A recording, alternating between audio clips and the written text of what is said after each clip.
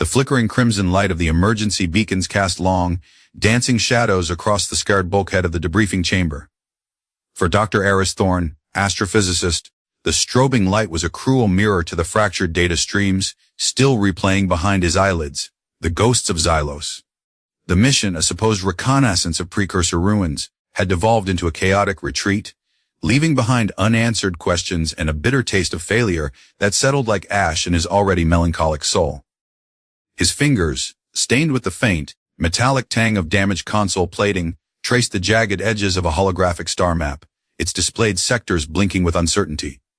Across the cold, sterile room, Lyra, the alien emissary from Cathar, stood with an unnerving stillness that was somehow more accusatory than any shouted recrimination. Her tall, slender form, usually shimmering with the subtle, intricate light patterns of her species, was now muted, her bioluminescence a dull, stormy gray. She was a time weaver, her people vessels of living history, their memories an unbroken chain stretching back millennia. The failure on Xylos, the encounter with the insidious forgetting fog that had blanketed the ruins, was not just a tactical loss for her, it was a desecration. A low, almost sub-audible thrum emanated from her, a vibration Eris was beginning to associate with deep displeasure, though he couldn't decipher its complex meaning any more than he could read the shifting currents of a gas giant's atmosphere by eye alone. Their force pairing for the Xylos mission by the pragmatic, if somewhat detached Admiral Kalen, had been a study in mutual incomprehension from the start. Now, in the aftermath, it was a crucible of unspoken blame and a burgeoning, shared desperation that hung heavy in the recycled air of Station Epsilon. The debriefing chamber door hissed open, admitting Admiral Kalen. His face, a roadmap of countless campaigns and political skirmishes, was set in lines of grim assessment. He carried a data slate, its glow casting his features in stark relief. He didn't waste time on pleasantries. Xylos was awash, he stated, his voice flat. Objective not secured. Worse, the site was compromised by a deployed agent, the forgetting fog. Your preliminary reports, Dr. Thorne, confirm its neuroactive properties. Lyra, your own assessment of the fog's impact on precursor artifacts.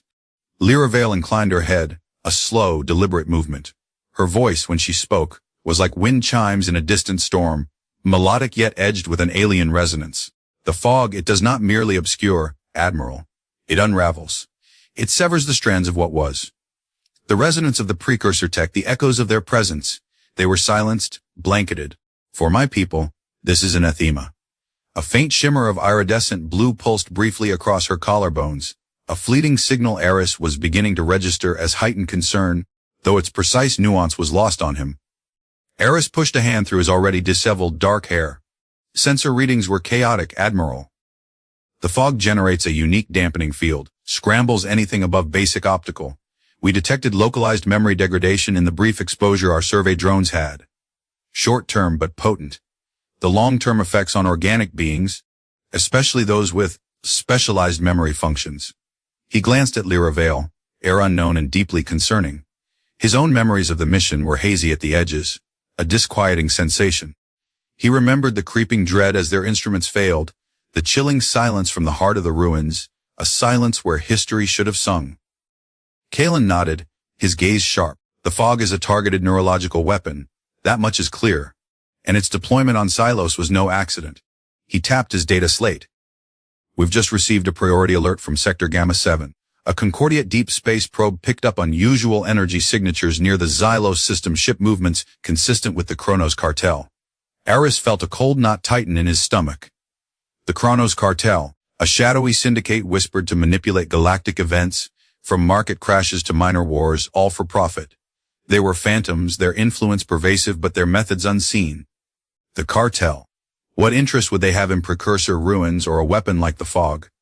Perhaps they are cleaning up their mess. Lyra murmured, her stormy gray iridescence deepening. Or perhaps they seek to weaponize the silence it creates. She took a slow breath, and for a fleeting second, Eris saw a flicker of something unreadable in her eyes, not quite fear, but a deep-seated apprehension. She swayed almost imperceptibly, one hand briefly touching her temple. The sequence of retrieval codes for the Selosian stellar charts. Ayu. She paused, a minute frown creasing her brow. It is momentarily unclear. Eris watched her, a flicker of annoyance mixing with a strange, unwelcome empathy. Was this an effect of the fog, this brief lapse? Or just more of her alien inscrutability? He had seen her people's resilience firsthand. They healed from physical injuries with astonishing speed, could even survive hard vacuum for short periods. But this fog seemed to target the mind, her most precious asset. Kaelin's gaze lingered on Lyra Vale for a moment before turning back to Eris. The Xylos incident, Dr. Thorne, Lyra Vale, appears to have been a calculated diversion. Our long-range intelligence, corroborated by the cartel's presence, suggests they are not merely scavenging artifacts or testing weapons. They're after something far more significant. He paused, letting the weight of his next words settle. A theoretical construct your more esoteric papers have touched upon, Dr. Thorne. A nexus of realities. Eris felt a chill despite the regulated temperature of the room. The nexus of realities was more hypothesis than proven fact, a theoretical point where multiple dimensions could intersect, a cosmic crossroads of infinite possibilities. That's fringe theory, Admiral. Highly unstable, if it even exists. The cartel believes it exists, Kaelin stated, and they believe they can control it. Imagine the power, Doctor. The ability to influence not just this reality, but countless others. To fix not just a planetary conflict, but the very fabric of existence to their liking. He turned fully to face them both. Your expertise, Dr. Thorne, in astrophysics, dimensional mechanics, and the theoretical underpinnings of such a nexus is now paramount. And yours, Lyra Vale. His gaze met hers.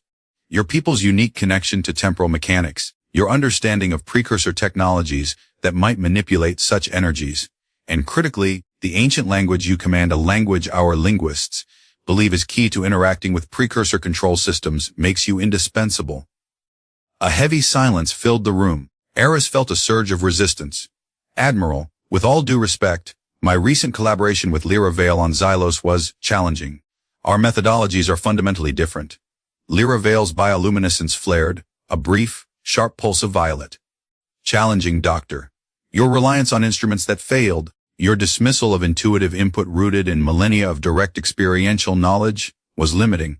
Intuitive input isn't data, Lyra Vale. Eris countered, his voice tight. It's conjecture until proven. And your proven data left us blind and retreating. She retorted, her voice losing some of its melodic quality, gaining a sharper edge. The air around her seemed to crackle faintly. Kaelin raised a hand, silencing them. Frankly, your individual approaches on Xylos were, as you've so aptly demonstrated, suboptimal. Your friction is palpable. A ghost of a smile touched his lips, gone as quickly as it appeared.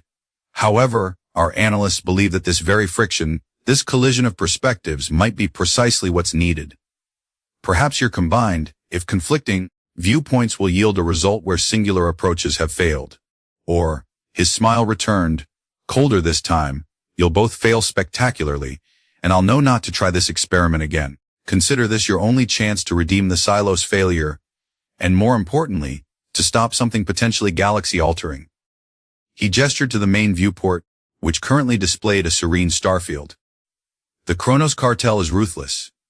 They will not hesitate to eliminate anyone or anything that stands in their way. Your first objective is to investigate a credible lead on their operations.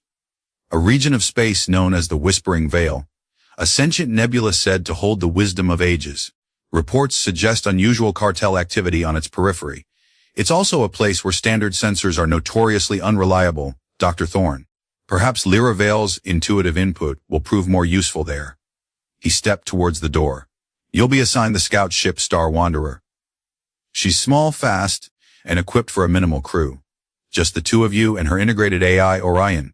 He's efficient. The cartel is undoubtedly aware of Concordiate interest now. Expect company. The door hissed open. Your gear is being loaded. Departure in 3 hours. Don't disappoint me. The stakes are considerably higher than a few precursor trinkets. The door closed, leaving Eris and Lyra Vale in a silence thick with renewed tension and the dawning realization of their forced and perilous proximity. 3 hours later, the Star Wanderer slipped from its moorings at Station Epsilon, a silver dart against the velvet black of space. The cockpit was compact, designed for efficiency rather than comfort. Eris sat at the helm, his hands moving with ingrained familiarity over the controls, the melancholic set of his jaw tightening as he plotted their course towards the Whispering Veil. Beside him, Lyra Vale occupied the co-pilot's seat, her stillness a stark contrast to the low hum of the ship's engines. Her bioluminescent patterns had settled into a complex, shifting tapestry of deep blues and greens, an alien landscape he was no closer to understanding. The ship's AI Orion spoke with a calm, synthesized voice. Course laid in, Dr. Thorne. Estimated travel time to the edge of the Krelmar asteroid field 4 standard hours. Acknowledged, Orion. Eris replied, his gaze fixed on the navigation display. The silence stretched, punctuated only by the soft clicks of instrumentation. This vessel is confined. Lyra Vale observed, her voice neutral, yet the air around her seemed to carry a faint, sharp scent Eris couldn't quite place, like ozone after a storm. Scout ships prioritize speed and stealth over luxury suites. Eris said without looking at her. We're not on a diplomatic cruise. Indeed, she replied. We are on a mission predicated on the desperate hope that animosity will somehow forge efficacy. Another subtle shift in her pheromonal bouquet, this one carrying a note of something akin to dry, alien wit, though Eris only perceived it as a fleeting, unidentifiable aroma. Their first test came sooner than expected. As they neared the Krelmar asteroid field, a dense belt of rock and ice, Orion announced, multiple high-energy signatures detected astern. 3 vessels, profiles match known Kronos cartel interceptors. They are closing fast. Eris's hands tightened on the controls. Evasive maneuvers, Orion! Take us into the asteroid field. Full power to shields. The Star Wanderer banked sharply, hurtling towards the chaotic dance of tumbling rocks. Laser fire stitched across their stern, narrowly missing. Their weapons are charging for another volley. Lyra Vale stated, her gaze fixed on a secondary display showing tactical readouts. Her bioluminescence pulsed with a rapid, anxious rhythm. The largest asteroid, bearing 030 Mark 1 or 15, has a high metallic content. It might offer temporary sensor cover. Eris glanced at her, surprised. How do you know that? The Catharan perceive gravimetric distortions and material densities on a finer scale than your instruments, Doctor, she said, a hint of impatience in her tone. It is instinct, honed by survival. He didn't have time to argue. He wrenched the ship into a tight spiral around the designated asteroid, the interceptor's shots flaring harmlessly against its far side. For a moment they were hidden. Orion, can we lose them in here? The field is dense, Dr. Thorne. Navigation will be hazardous at high speed. Their numbers give them an advantage in a search pattern. Suddenly, a proximity alarm blared. A cartel ship, smaller and more agile, had anticipated their move and was screaming towards them from an unexpected vector. Impact imminent, Orion warned. Eris threw the ship into a desperate roll, but a glancing blow from a plasma bolt slammed into their port nacelle. Alarms shrieked. Shields at 40%! Port engine fluctuating. The primary plasma conduit in that nacelle is compromised. Lyra Vale said, her voice tight. If it overloads, it will cripple us. She was already unbuckling her harness. I can seal the breach externally. Externally. We're in an asteroid field. Under fire! Eris protested, wrestling with the damaged controls. My people can withstand vacuum for short periods, she stated, moving towards the airlock. It will be faster than attempting to reroute through internal systems. Her bioluminescence flared a brilliant, determined silver. Before he could argue further, she had cycled the airlock and was gone. Through the small viewport, Eris saw her, a slender figure against the void, tethered by a lifeline, moving with an almost balletic grace amidst the tumbling debris. She reached the damaged nacelle, energy tools already in her hands. Laser fire from the pursuing ships crisscrossed dangerously close. He gritted his teeth, maneuvering the Star Wanderer with desperate precision, using asteroids as momentary shields, trying to give her time. He saw her work, enveloped briefly in a shower of sparks as she sealed the conduit. Then, with a knot he barely caught, she was pushing off, retracting her tether, and cycling back through the airlock, just as another volley of fire bracketed their position. She re-entered the cockpit, helmet dissolving back into her suit, her breathing only slightly accelerated. A thin trickle of dark, violet blood oozed from a cut on her temple, already beginning to seal itself with astonishing speed. Conduit sealed, she announced, her voice betraying none of the extreme danger she had just faced. Port engine stabilizing. Eris could only stare for a moment, a reluctant admiration warring with his ingrained skepticism. You're all right. A faint, almost imperceptible shimmer of something warm, perhaps gold, touched her skin. My healing is efficient, Doctor. It is one of the gifts of the Time Weavers. She strapped herself back in. They are still pursuing. We need a more definitive solution. I have one, Eris said, a grim smile touching his lips. He'd been running calculations while she was outside. Orion, plot a course through the densest sector of the field, the one with the highest concentration of unstable chert asteroids, and prepare to vent a small amount of drive plasma, precisely calibrated. Warning Dr. Thorne, Orion intuned. That sector is highly volatile. A chain reaction is probable. Exactly, Eris said. He guided the Star Wanderer into the chaotic heart of the asteroid cluster, the Cardell ships following doggedly. At his command, Orion vented the plasma. The superheated gas ignited a nearby chert asteroid, which exploded, its fragments striking others. A cascade of detonations ripped through the sector behind them. Through the aft camera, they saw one cartel ship caught directly, vanishing in a flash of light.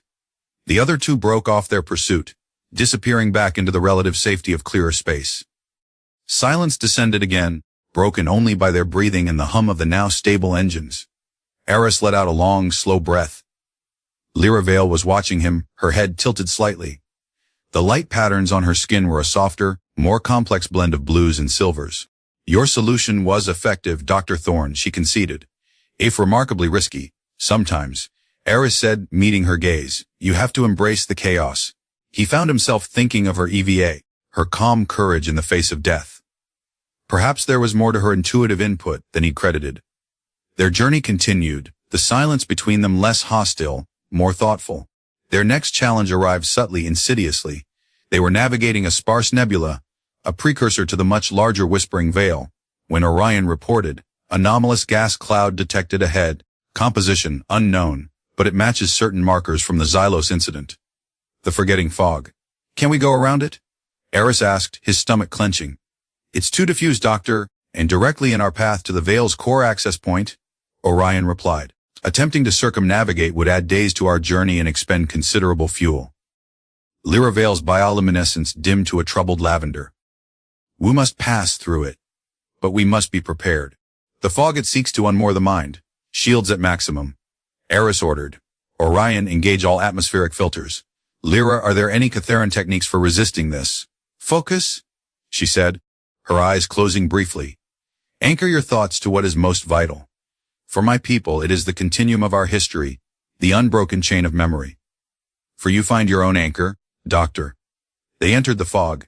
It was an eerie, opalescent mist that clung to the ship, visibility dropping to near zero. The Star Wanderer's internal lights flickered.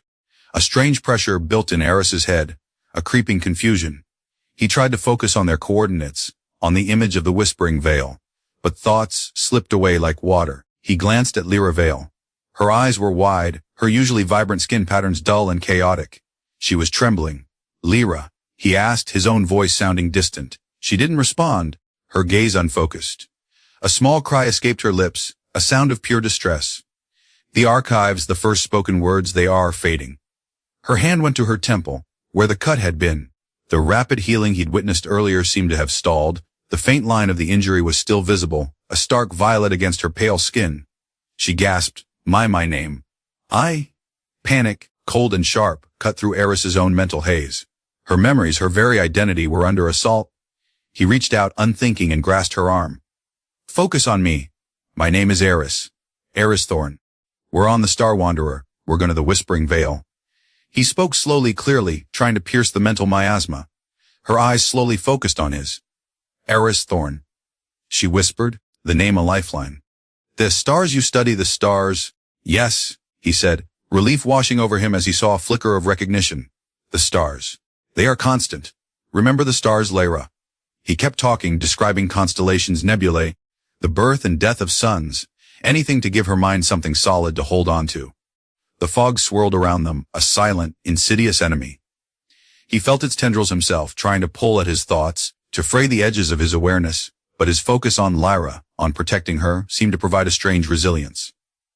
Slowly, agonizingly, they passed through the fog. As they emerged into clear space, the oppressive mental pressure lifted. Lyra Vale slumped in her seat, exhausted but lucid. Her bioluminescence slowly returned, though it was still subdued. She looked at him, her eyes filled with a vulnerability he had never seen before. Thank you, Eris, she said, her voice barely a whisper. You anchored me. She touched her temple again. The cut was still there, not healing. The fog, it feels as if it dampens the very energy that sustains my healing, my memory. This was her critical weakness. Something that could not only steal her memories, but also suppress her extraordinary regenerative abilities. The forgetting fog, or perhaps a component within it, was doubly lethal to her kind. Eris looked at the faint, unhealed wound, a stark reminder of her frailty beneath the Time Weaver's mystique. He realized that her people's rapid healing wasn't just a biological trick. It was intrinsically linked to their very essence, their bio-electric field that he was only just beginning to perceive as faint shifts in temperature and scent. If that field was disrupted, their greatest strength became their greatest vulnerability. "We need to understand this fog better," he said, his voice gentle, "and find a way to counteract it." For the first time, their mission felt less like an imposition and more like a shared imperative. They finally reached the outskirts of the Whispering Vale. It was a breathtaking spectacle, vast, billowing clouds of incandescent gas and cosmic dust, light years across, swirling in intricate patterns that seemed to hint at a profound, underlying intelligence. Standard sensors were indeed useless here, overwhelmed by the sheer exotic radiation and complex gravimetric tides. Lyra Vale, however, seemed to come alive. Her bioluminescence brightened, shifting into vibrant hues of emerald and sapphire, resonating with the nebula's ethereal glow. "It calls," she murmured, her head tilted as if listening to a silent symphony. "The currents of time flow strong here. The memories of the universe, they whisper." She guided Eris, not with coordinates or technical jargon, but with subtle gestures, with shifts in her bio-electric field that he was slowly, almost unconsciously, beginning to attune to. A slight increase in the warmth emanating from her, a faint scent of something like starlight and ancient dust, would indicate the correct path through the Vale's labyrinthine corridors. He found himself trusting her, following her lead into the glowing heart of the cosmic marvel. As they delved deeper, she began to speak, her voice regaining its melodic strength. "My world, Cathar," she said, her gaze lost in the swirling colors outside the viewport, "is a library of living memory. Each of us carries a part of our history, passed down through generations, not in texts, but in our very being. The forgetting fog, it is not just a weapon to us, Eris. It is an erasure of who we are. A creeping variant of it has begun to afflict Cathar, its source unknown. Our elders fade, their knowledge dissolving. I carry the lore of the first weavers, the ancient language that underpins our oldest technologies, our deepest understanding of time. If I lose that..." Her voice trailed off, the unspoken fear hanging heavy between them. She turned to him, her eyes luminous. "My people communicate true intent, our deepest emotional states, through the flux of our bioelectric fields, through pheromonal bouquets that speak a language older than words. It is difficult when others cannot perceive this. Humans, you are so opaque. Your emotions are often masked, hidden behind words that can mean many things or nothing at all. It is isolating." Eris listened, understanding dawning. Her earlier aloofness, her perceived hostility, perhaps it wasn't entirely directed at him, but at the frustration of being unable to truly communicate, of being fundamentally misunderstood. He thought of his own melancholy, a persistent gray fog in his own mind, born from staring too long into the vast, indifferent emptiness of space, from the loss of his mentor, Dr. Alistair Finch, on a mission to a black hole that had gone terribly wrong. Alistair had seen wonder where Eris often saw only entropy. "I understand isolation," Eris said quietly, the admission costing him more than he expected. "The universe is a very large, very empty place. Sometimes trying to find meaning in it feels futile." He spoke of Alistair, of the gnawing sense of insignificance. Lyra Vale listened, her head tilted, her bioluminescent patterns softening into a gentle, empathetic azure. When he finished, she was silent for a long moment. "Then," she said, "your emptiness. Eris, perhaps it is not empty. Perhaps it is merely quiet, waiting for the right resonance to make it sing. My people believe that even in silence there is memory. Even in loss, there is a shape that endures." Her words, alien in their construction, somehow bypassed his cynicism and touched a chord of unexpected comfort. A new, fragile understanding began to bloom between them in the heart of the sentient nebula. He started noticing the subtle warmth that radiated from her when she was pleased, the faint, cool metallic scent when she was concerned. She, in turn, seemed to be learning to read the micro-expressions on his face, the subtle shifts in his posture, deciphering his human, opaqueness, with a growing patience. The whispering veil finally revealed its secret, not as a direct message, but as a confluence of energies that Lyra veil, in a trance-like state, managed to interpret. Her hands moved, tracing complex patterns in the air that mirrored the nebula's dance, her voice chanting softly in the ancient language of her people. Eris watched, mesmerized, as the ship's sensors, previously useless, flickered to life, displaying a complex, multi-dimensional map that coalesced from the energy patterns she was channeling. The Nexus. Lyra veil breathed, her eyes snapping open, glowing with an inner light. The Chronos cartel seeks to anchor it, to control its intersecting realities. They have a facility, a weapon, Nova's End. It's a star killer Eris, capable of destroying entire solar systems. And it's being positioned near the Krill system. The Krill, a reclusive species, known for their deep-seated xenophobia, born from a devastating historical trauma, a planet-wide plague, centuries ago, that they believed was deliberately unleashed by off-worlders. The nebula also showed. Lyra veil hesitated, a flicker of unease in her eyes. It showed me. My presence, my ability to weave time, to perceive its deeper currents. I am a dimensional anchor. My presence near the Nexus, if it becomes unstable, could be crucial to preventing a catastrophic unraveling of reality. The responsibility weighed heavily in her voice. As if summoned by the revelation, alarms blared. Cartel warships emerging from FTL's starboard bow, Orion announced.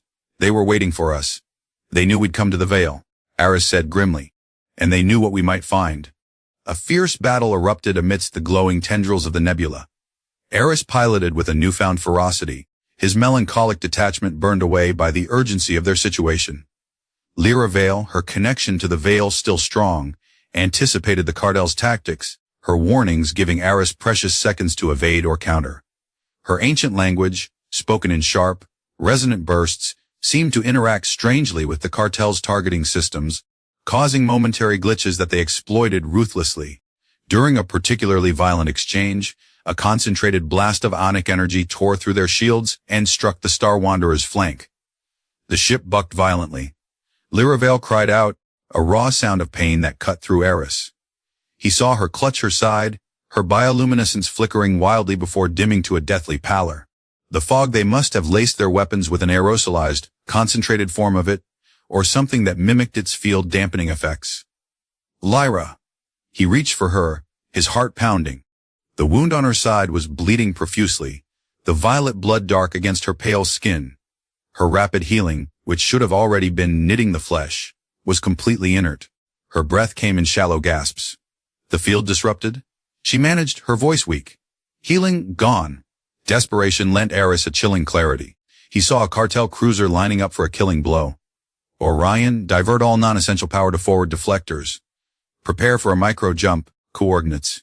He rattled off a set of numbers that would take them dangerously close to a cluster of unstable proto-stars within the Veil.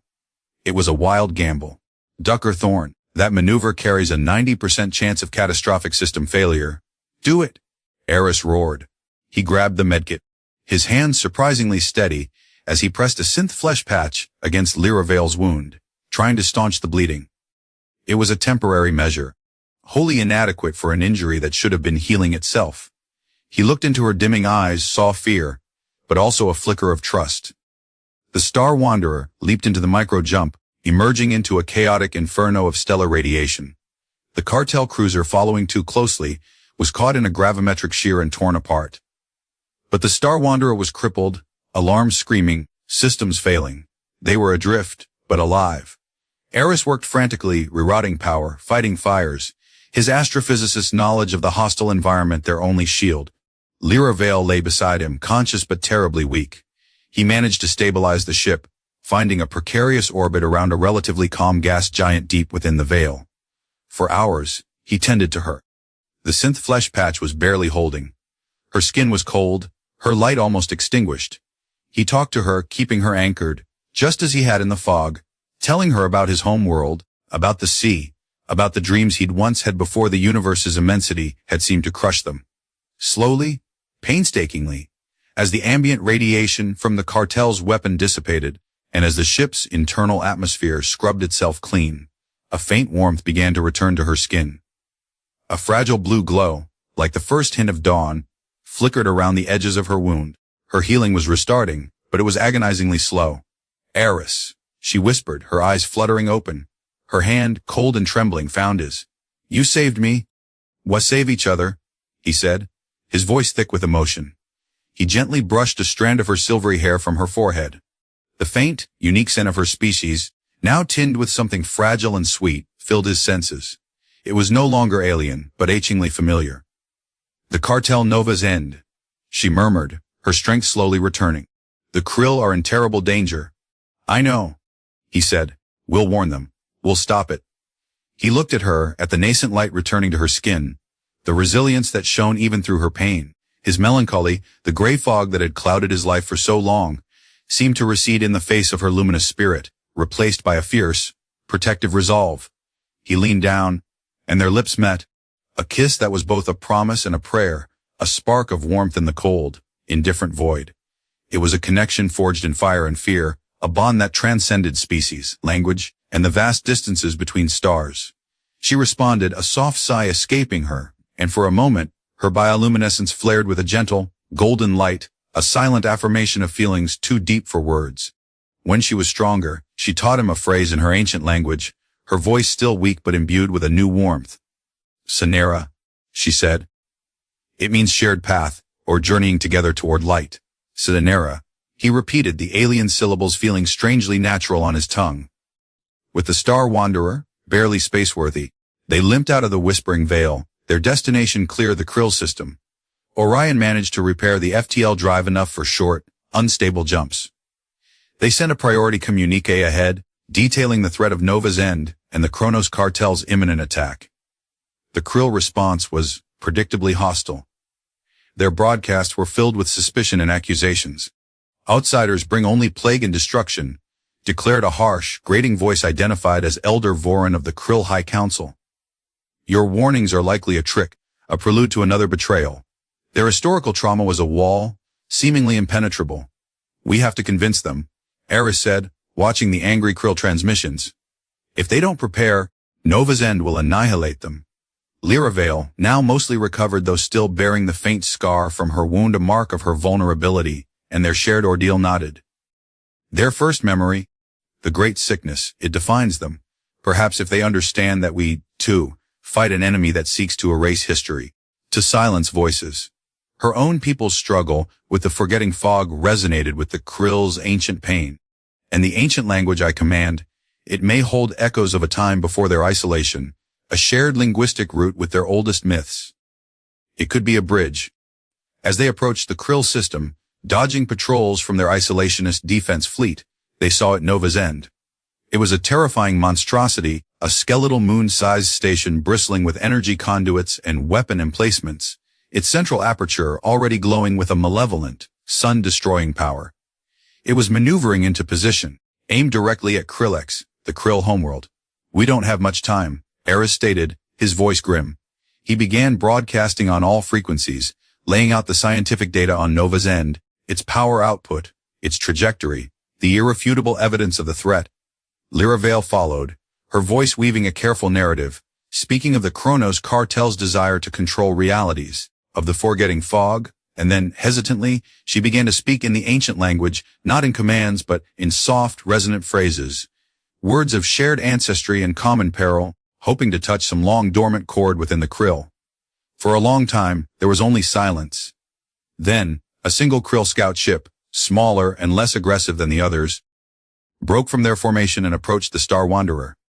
"The High Council will hear you," a younger, less strident voice transmitted. "Elder Shara argues for it. Your words, they resonate with the unspoken verses of our own lore." They were escorted to a heavily fortified Krill orbital platform. The Krill themselves were imposing figures, tall and avian, with sharp talons and fierce, intelligent eyes.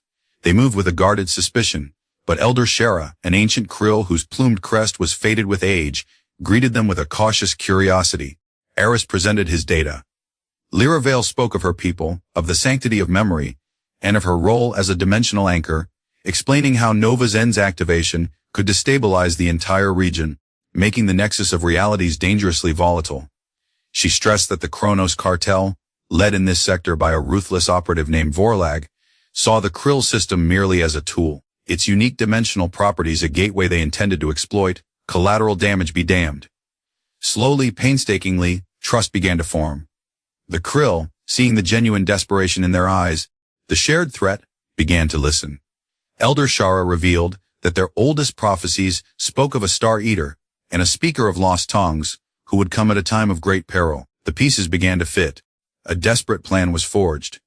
Eris, with his technical knowledge, would guide a small Krill strike team to sabotage Nova Zen's primary power conduits. Lyra Vale, with her knowledge of the ancient language which, as Shara confirmed, shared roots with precursor tech embedded in the station's core systems, would attempt to reach the command center and use her linguistic abilities to disrupt its firing sequence or, if possible, trigger a contained overload. Her ability as a dimensional anchor might also be crucial in mitigating any reality warping side effects if the station fired or was catastrophically damaged. The Star Wanderer, repaired by Krill engineers with surprising skill, would provide support. The infiltration was a nerve-wracking ballad of stealth and sudden, brutal violence. The Krill warriors, fierce and agile, moved through Nova Zen's metallic corridors like shadows, neutralizing cartel guards with silent efficiency. Eris, protected by the Krill, worked at junction points, bypassing security systems, his fingers flying over unfamiliar interfaces, guided by a combination of his expertise and Orion's remote assistance. Lyra Vale, accompanied by Elder Shara and 2 elite Krill guards, moved towards the station's core. The air crackled with tension.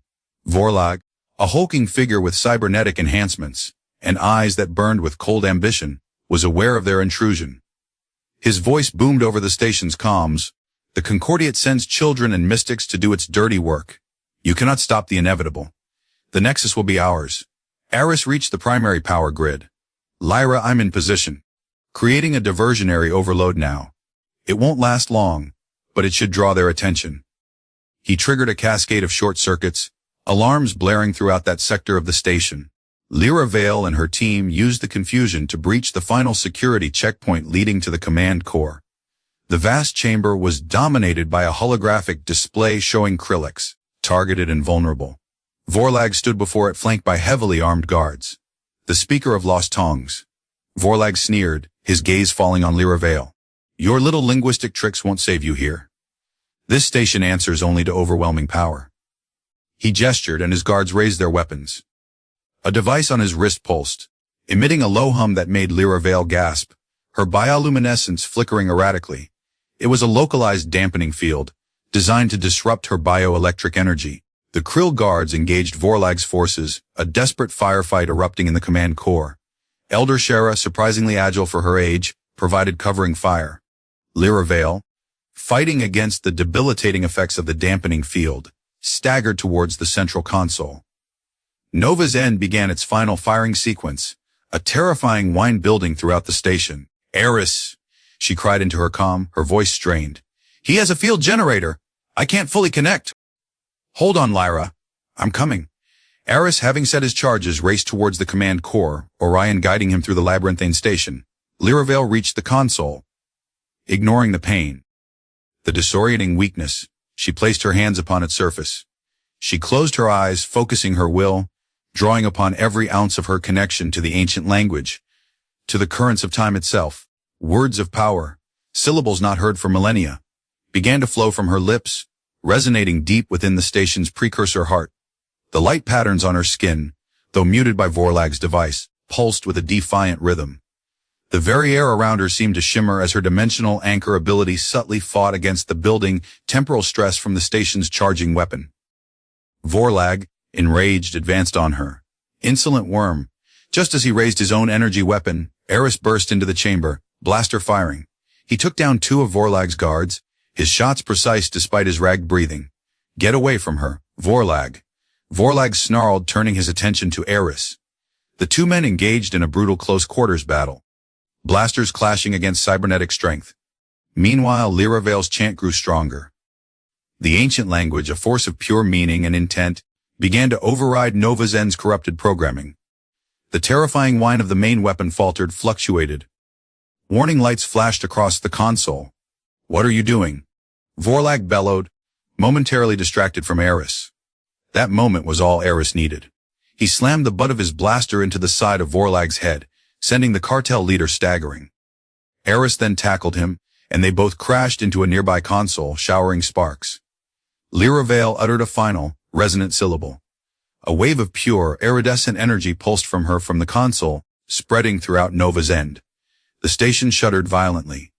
The main weapon, instead of firing, began to power down. It stored energy catastrophically, overloading its own systems. The station is tearing itself apart, Elder Shara cried, helping a wounded Krill guard. We must leave us. Bruised but triumphant, pulled himself free from the stunned Vorlag. He rushed to Lyra Vale's side.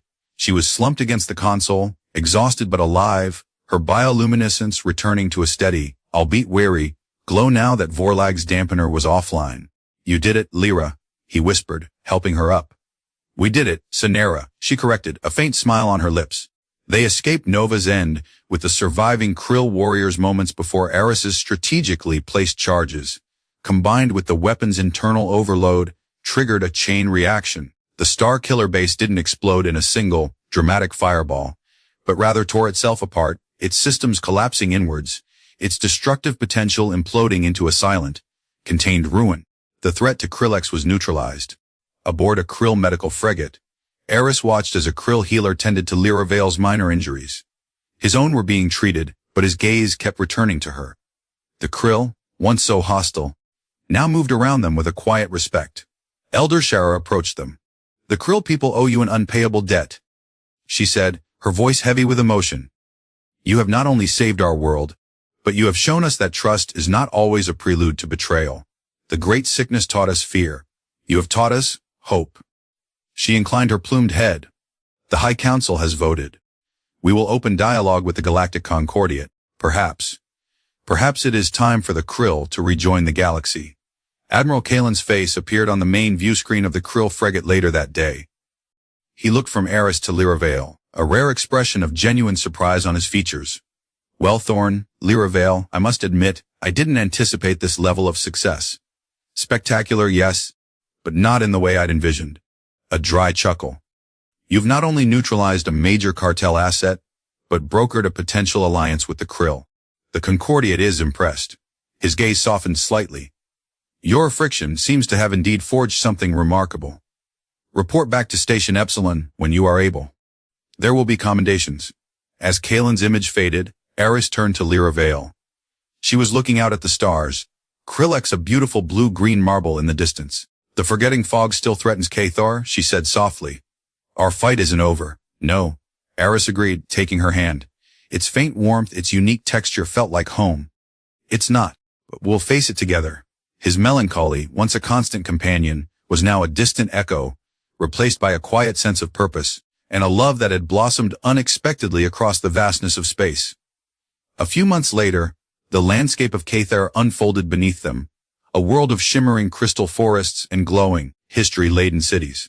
The air was alive with the subtle hum of Catharan bioelectric fields, a symphony Eris was slowly learning to perceive. Working with Lyra Vale, using insights gleaned from the Whispering Veil, data recovered from Nova's End's precursor systems, and Eris's scientific acumen, they had begun to develop a counter-agent to the forgetting fog that plagued her people. Progress was slow, but for the first time in generations, there was tangible hope on Cathar. Lyra Vale was teaching Eris the intricacies of her ancient language, its poetic cadences and profound meanings. He, in turn, was helping the Catharan integrate certain scientific methodologies, bridging ancient wisdom with new discovery. The Krill, true to Elder Shara's word, had opened diplomatic channels with the Concordiate, their reemergence into the galactic community a testament to the change two disparate individuals had wrought. One evening, as twin moons cast a silvery glow over a Catharan crystalline garden, Eris and Lyra Vale stood side by side, watching young Catharan initiates practice the art of memory weaving, their small hands tracing patterns of light in the air. Her bioluminescent skin glowed with a soft, contented radiance, a complex tapestry of blues, greens, and golds that spoke of peace and affection. It is beautiful, isn't it? Lyra Vale murmured, her head resting lightly on his shoulder. To see them learn, to see our history continue, unblighted. It is, Eris agreed, his arm around her. He no longer saw the universe as an empty, indifferent void, but as a place of infinite possibility, of unexpected connections, of love found in the most unlikely of circumstances. He felt the subtle, warm pulse of her bioelectric field against him, a silent language of love he now understood perfectly. "The path ahead is still long, Sonera," she said, looking up at him, her eyes reflecting the twin moons. "The Kronos cartel is still out there. The nexus of realities remains a temptation." "I know," Eris said, smiling. "But we'll walk that path together." He leaned down and kissed her, a promise of shared futures, of battles yet to be fought, side by side, across the stars. Their unexpected union had not only saved worlds, but had forged a new destiny, a testament to love's power to bridge any divide, to fight for new life, and to illuminate even the darkest corners of the galaxy with hope. And in the quiet hum of Cathar, under the light of distant stars, their journey, a tapestry woven from courage, sacrifice, and an unyielding love, was just beginning.